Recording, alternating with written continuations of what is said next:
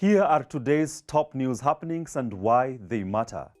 Fierce tensions in South Sudan have prompted Uganda to send troops in support of President Salva Kiir's fragile government. The move follows escalating friction between Kiir and his deputy Riek Machar, raising fears that their fragile peace deal could collapse, reigniting conflict. So why is Uganda getting involved? Ugandan President Yoweri Museveni has positioned his country as a guarantor of South Sudan's peace deal, which keeps Kiir and Machar in a fragile unity government. Museveni, a longtime ally of Kiir, has previously intervened to keep him in power. So why does it matter? South Sudan's presidential elections are set for 2026, with mounting pressure on Kiir and Machar to fully implement their 2018 peace deal before then.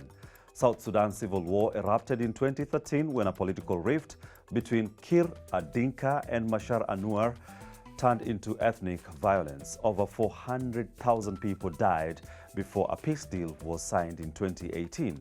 Now, key issues in the agreement include unifying the military command and implementing promised reforms. With fresh violence brewing, fears are growing that South Sudan could slide back into war. Concerns over security in South Sudan is rising, with the US ordering the evacuation of all non-emergency staff from the country. The US has cut 83% of its USAID programs, a move that could have severe consequences for aid-dependent nations, including those in Africa. Secretary of State Marco Rubio announced the decision on Monday, confirming that most of the 6-decade oil agency's programs have been eliminated, with the few remaining now placed under State Department. Frank Kiga tells us how this development will affect Uganda. Uganda is among the countries where USAID provides over 20% of official development assistance. With funding abruptly cut, millions, especially in rural areas, could face shortages in medical supplies and limited access to health care. The loss of funding may slow job creation, hinder education access, and destabilize economic progress. But how are Ugandans reacting to this news? Me, I'm personally disappointed because I think Trump doesn't know what they call foreign policy. Definitely people are going to, their health is going to deteriorate, and if it continues, definitely people will start dying. Also, USAID was supporting and advocating for good governance and human rights in most of the African countries, including Uganda. So we might see more violations in regards to human rights. Surely, I think we're going to be affected greatly. Let it be now a test on us that if we don't have anybody to help us, can't we stand on our own? We can do. And finally, top Ukrainian and US officials are meeting in Jeddah, Saudi Arabia, in an effort to negotiate an end to Russia's war on Ukraine.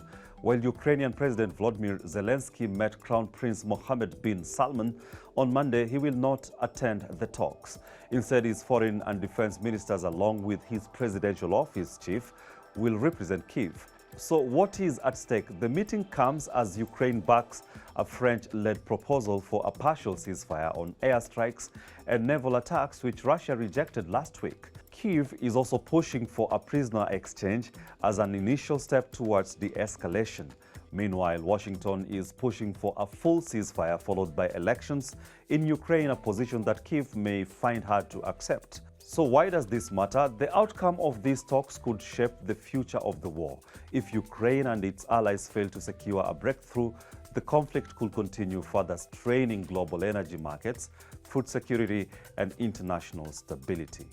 And that's all we had for you today. For more in-depth analysis of current happenings, subscribe to our channel, DW Africa. My name is Jojo Kachi, and thank you for watching.